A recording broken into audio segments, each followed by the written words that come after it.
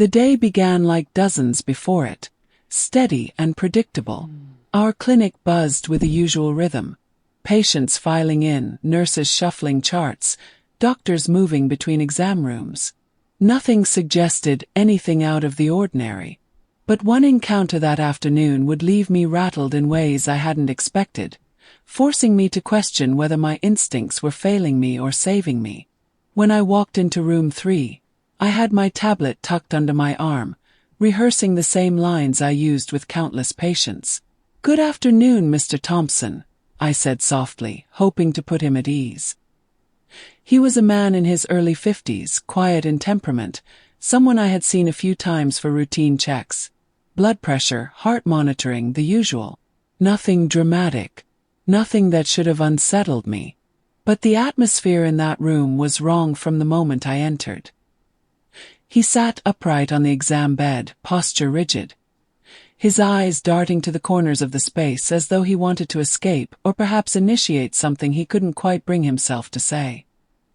His presence filled the air in a way that pressed against me. "How are you feeling today?"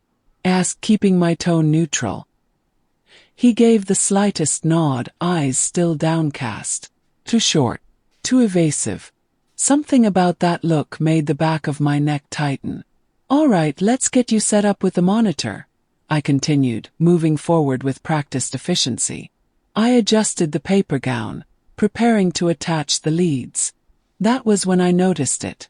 An odd shape beneath the thin fabric, something that made my breath catch for half a second. It wasn't simply anatomy.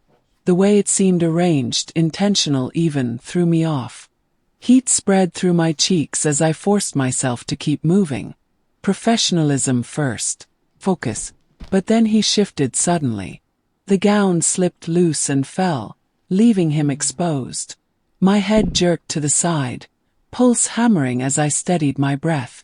Do I call attention to it? Do I walk out? Pretend nothing happened? Before I had the chance to act, the door cracked open. Another nurse leaned in, blinking at the charged atmosphere. "Sorry, didn't mean to interrupt." She hesitated, then quickly shut the door again. Mr. Thompson scrambled to pull the sheet over himself, mumbling an apology. His face flushed with embarrassment. "It's fine," I replied calmly, though my voice felt a notch too tight. "Let's just continue." I reached for fresh linens, keeping my eyes fixed on my work. That was when his hand brushed mine. So light it could have been accidental, yet it lingered just long enough to send a current of discomfort through me. I pulled back, covering the tremor in my chest by busying myself with the machine. Then Dr. Patel walked in, scanning the chart with casual ease.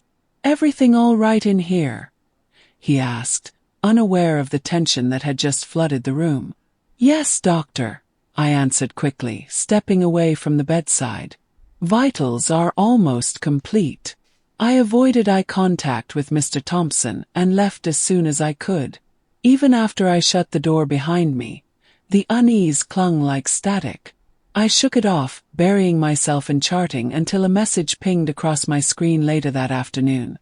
"Patient Thompson has requested Nurse Amira for tomorrow's follow-up." My stomach tightened. Why me? Was it comfort after embarrassment, or was something else at play? The following day, I found myself standing outside his room again, willing my nerves to stay steady. I knocked once and entered.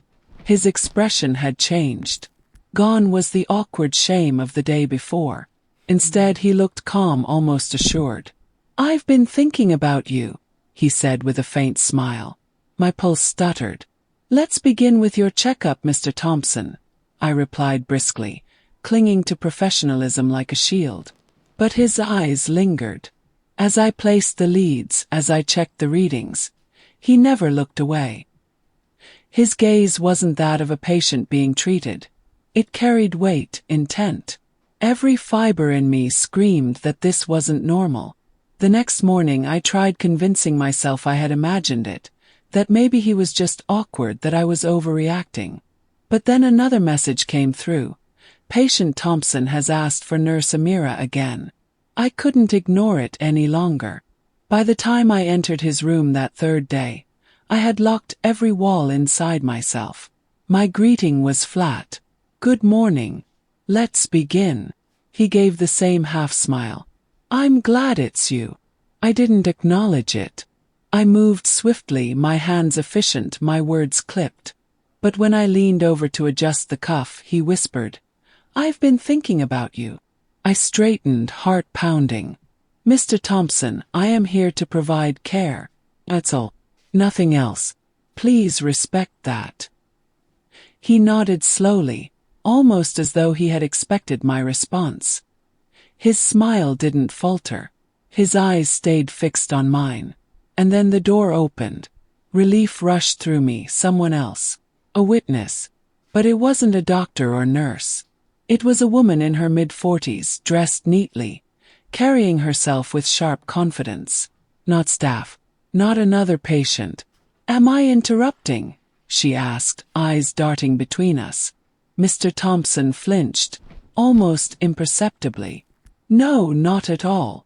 I took a step back from the bed. I was just finishing up. She didn't move, didn't smile. She looked at him, then me, then back again. The recognition in her eyes was unmistakable. His wife. I didn't wait for further confirmation. I left the room, my chest tight, thoughts racing. That woman had sensed something, or perhaps she already knew.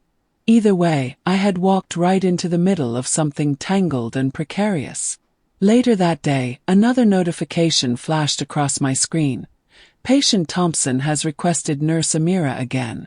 That was the breaking point. I went straight to our lead RN, Hannah.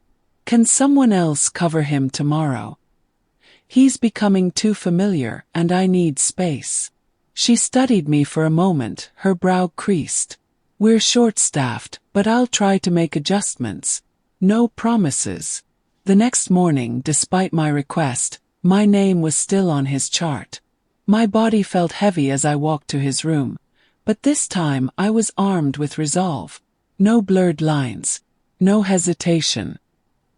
He was already seated, staring out the window, his hands clenched together. He didn't look smug anymore. He didn't look calm, just tense. "I wanted to talk to you," he said without turning. I stayed by the doorway. "About what?"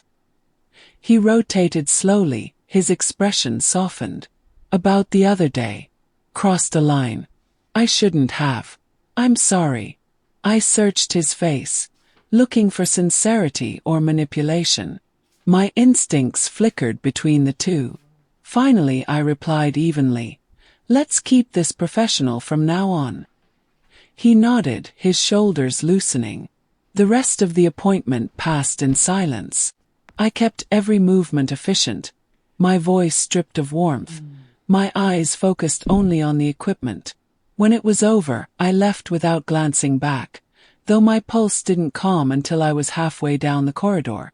Even as I returned to my station, I knew this encounter had carved itself into me. It wasn't just about one man's behavior.